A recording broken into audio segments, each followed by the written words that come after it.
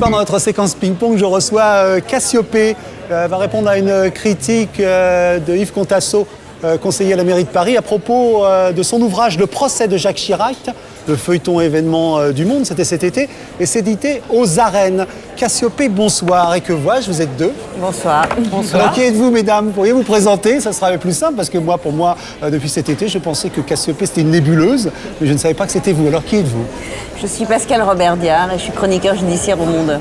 Je suis Françoise Fressos et je suis chef du service politique au Monde. Bon, est-ce que c'est pas dur de passer de l'anonymat comme ça tout à coup? On vous connaît, on sait qui est derrière. Est-ce que vous allez partir un petit peu du mystère à votre travail?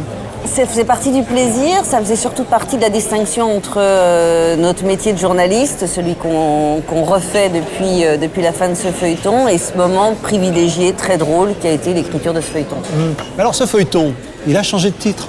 Ce qui se passait, c'est que le journal était très soucieux justement de ne pas créer de confusion entre la réalité, entre le vrai procès et le faux procès. Donc il avait insisté et chaque jour il expliquait que c'était vraiment une fiction et que c'était le procès rêvé de Jacques Chirac. Et c'est pour ça aussi qu'on avait pris le pseudonyme de Cassiopée pour bien montrer que c'était une fiction et que ce n'était pas la réalité. Oui, mais alors justement, passage de l'un à l'autre. Est-ce que vous voulez dire maintenant que ce livre est plus proche de la réalité que ne l'était le feuilleton? Alors que c'est la même chose, si j'ai bien compris. Oui. Alors expliquez-moi cette ambiguïté, si je puis dire. Qui explique? Si vous voulez, l'idée c'était de raconter la vie de Jacques Chirac après le pouvoir et au moment où pèse sur ses épaules cette épée de Damoclès d'un procès. Comment pouvait-on le raconter? On pouvait le raconter avec des histoires qu'on avait recueillies et qui pouvaient faire la trame d'une mise en perspective d'un personnage qu'on ne pouvait pas raconter dans un papier ordinaire. Et c'est comme ça qu'est née l'idée du procès. Mais alors, est-ce que vous l'avez vraiment écrit comme un feuilleton? C'est-à-dire, est-ce que vous l'avez écrit en entier ou bien, comme on dit, au cul de la machine, à chaque fois, sans savoir ce que vous alliez écrire par la suite? Non, c'était quand même... On a d'abord bâti un scénario. C'est le scénario qui nous a demandé plus de travail. Et puis après, on écrivait scène par scène, mais le journal les recevait. Je veux dire, on les a pas écrites au fur et à mesure. Non. Le journal savait quand même à quoi il s'engageait. Oui, ils ont pris des précautions, c'est ça que vous voulez dire? Oui. Absolument. En tout cas, bien évidemment, ce procès garde une grande actualité. Vous avez envie d'une suite? On a hésité à l'écrire, mais nous nous sommes arrêtés au seuil du procès. C'est-à-dire que le jugement, au fond, il appartient à la justice de le prononcer et pas à nous. Yves Contasso a hâte de parler avec vous. Alors, donnez-lui la parole. Ce livre est très agréable à lire. Il se lit vraiment comme un roman, avec en même temps toutes les ambiguïtés de ce qui se veut être une fiction et qui est en réalité moitié documentaire, moitié fiction. Pour ma part, je suis un peu surpris parce qu'il y a des éléments extrêmement concrets, factuels, précis qui montrent qu'on est vraiment dans l'investigation, dans le journalisme qui a fait son travail d'aller au fond des dossiers, des questions. Et puis à côté, il y a des inexactitudes, des approximations, des erreurs d'analyse également, et notamment tout ce qui touche à l'attitude du maire de Paris, au niveau des... Erreurs d'analyse ou options? Non, il n'y a pas. Enfin, j'attends de voir quelles sont les erreurs d'analyse qui sont relevées. Je pense qu'on a fait des choix. Oui, on a fait des choix. On voulait défendre. On a écrit un scénario, donc on avait besoin d'une dramaturgie. Par exemple, la mairie de Paris n'est pas partie civile au bout du compte, mais nous, il nous la fallait parce qu'il nous fallait bien quelqu'un qui prononcerait une sorte de réquisitoire contre Jacques Chirac. Oui, c'est la fin du livre, voilà, c'est important. Mais on l'écrit même tout le long. C'est même le fil conducteur, puisque l'argent est le fil conducteur de cette affaire. Et donc, l'argent est le fil conducteur, notamment de la négociation qui est en train de se tramer entre la ville de Paris, l'UMP et Jacques Chirac de l'autre. Mais donc, il nous fallait simplement que cette négociation n'intervienne pas avant le procès, puisque qu'est-ce qui se passe dans la vraie vie ? Dans la vraie vie, c'est que ce procès qui va avoir lieu en mars, sans la ville de Paris comme partie civile, n'aura pas d'intérêt. Et sans le parquet, qui a... Donc du 7 mars au 8 avril. C'est pour ça que vous avez parlé de procès rêvé. C'est celui qu'on aurait aimé avoir. Exactement, avec un Chirac qui fait son testament politique. Puis l'argent est quand même le filigrane de cette histoire. Alors pourquoi l'argent? Parce qu'on s'aperçoit en enquêtant que l'argent c'est le nerf de toute la vie politique. C'est-à-dire vous avez l'argent officiel, vous avez l'argent caché, vous avez cet argent qui leur permet d'être des grands hommes pendant leur existence, et puis cet argent qui, quand quelqu'un est pris, la main dans le sac et il se retrouve tout seul parce que voilà, c'est le nerf de la guerre et il faut faire très attention. D'ailleurs, on a un Jacques Chirac qui est au procès, on lui demande ses revenus.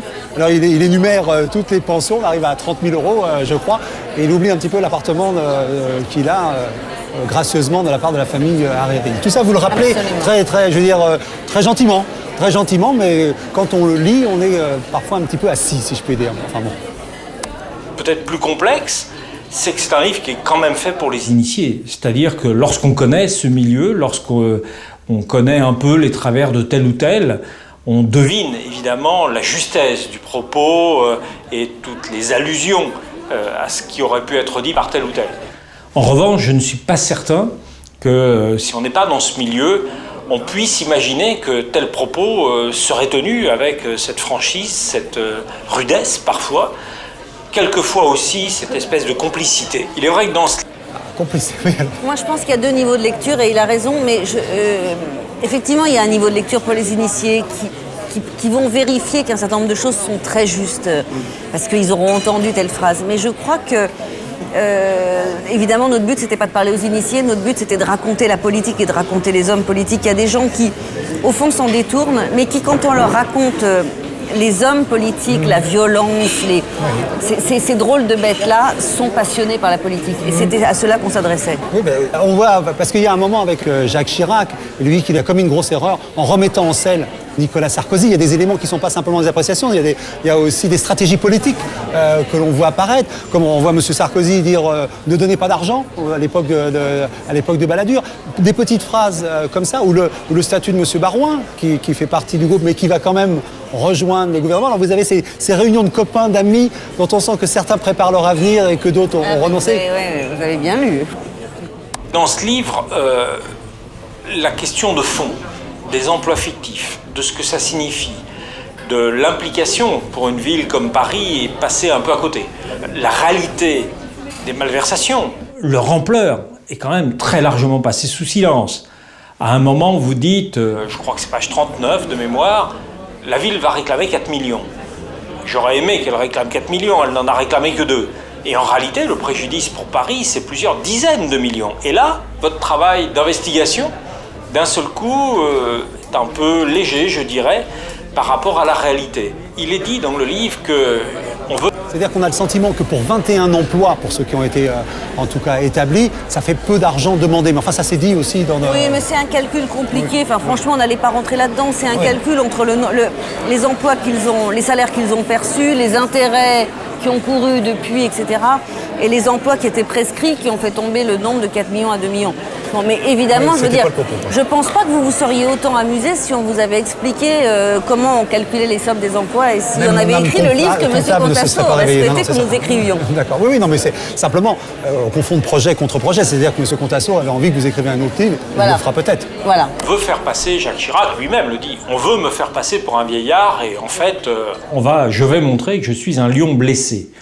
Et derrière cette formule, vous faites dire à Jacques Chirac ce qu'il est réellement, c'est-à-dire un animal politique, comme il a souvent été dit, d'une roublardise absolue, qui connaît par cœur son rôle et la manière de l'interpréter, et en même temps, tout au long du livre, il est présenté très souvent comme relativement sympathique. Alors ça, je sais que c'est un procès qu'on nous fait beaucoup, vous avez rendu Jacques Chirac sympathique. Jacques Chirac, on le prend à ce moment de sa vie. C'est-à-dire que c'est un homme, ça y est, sa vie politique est derrière lui. C'est pas le jeune loup qui faisait les 400 coups, qui trahissait Giscard, qui pouvait... C'est cet homme-là qu'on décrit, c'est pas une réhabilitation de l'homme d'aujourd'hui.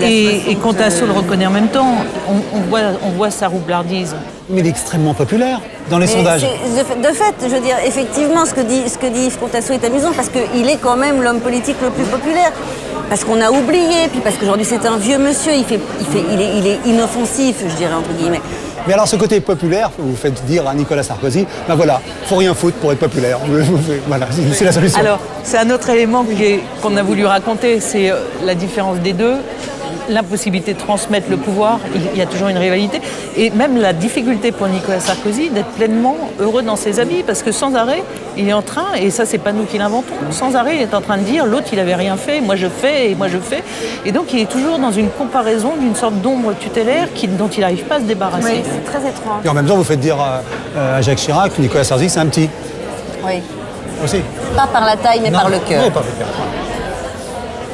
Avec certes quelques mauvais côtés, mais tout ce côté organisationnel, ces trahisons vis-à-vis de Giscard, vis-à-vis d'autres, tout ça est complètement passé sous silence. Et ça paraît plus une question d'individu. Le système organisé, voulu, pensé, structuré, il apparaît quand même relativement peu, ce qui laisse entendre que tout compte fait, ça ne serait pas si grave que ça. Oui, non, mais je veux dire, c'est normal. De son point de vue, c'est normal. Il est dans l'idée qu'en plus, les Verts ont une position très ferme là-dessus. Ils ont contribué beaucoup à la dénonciation de cette affaire. Mais bon, encore une fois, ça n'est pas notre propos. Notre propos, c'était quand même de raconter les fauves politiques. Et de les raconter au plus près. Et d'avoir cette liberté formidable de la fiction qui nous permet d'être dans leur tête et de s'affranchir des rigueurs du métier de journaliste. Voilà. Mais alors, comment vous projetez Jacques Chirac après ce procès, qui est quand même son dernier théâtre, peut-être? Mais c'est ça, au fond, je vais vous dire, l'idée c'était celle-ci, c'était de se dire, mais ce qui serait formidable, c'est s'il transformait l'humiliation de cette comparution en un moment où on aurait eu un président qui nous racontait la politique. Mais vous imaginez, vous, je veux dire, tout d'un coup, tout le monde se précipite au palais de justice, on a le président qui raconte la politique, je vais vous dire, et on s'est dit, bon, ce procès-là, il n'aura jamais lieu, d'abord parce que c'est pas le genre de Chirac, ensuite parce que Jacques Chirac est un monsieur fatigué, et que ça ne sera pas ça, qu'il ne le fera pas. Mais nous, c'était notre rêve. Et ça aurait été le rêve, ça aurait été un moment politique exceptionnel. Oui, oui. On ne l'aura pas alors. On n'aura rien de tout ça. Non, non. Même avec cet embryon de procès, enfin ce qui va quand même se dérouler, même s'il y a eu aussi un non-lieu du côté de Nanterre. Enfin, on ne sait pas ce qu'il en sera. Voilà, donc on n'aura pas grand-chose. Ça s'étiole. Ça s'étiole et donc Jacques Chirac sera privé de cette tribune. Mais enfin, il ne sera pas privé de son procès puisque vous l'avez écrit. On peut retrouver le procès rêvé de Jacques Chirac, Cassiopée. Je ne vais pas vous distinguer, Cassiopée, parce que je pense qu'on va vous retrouver sous ce nom-là dans un autre ton, bientôt dans Le Monde. Voilà, c'était le feuilleton événement du Monde, c'était aux arènes. Et puis nous remercions bien sûr Yves Cantasso.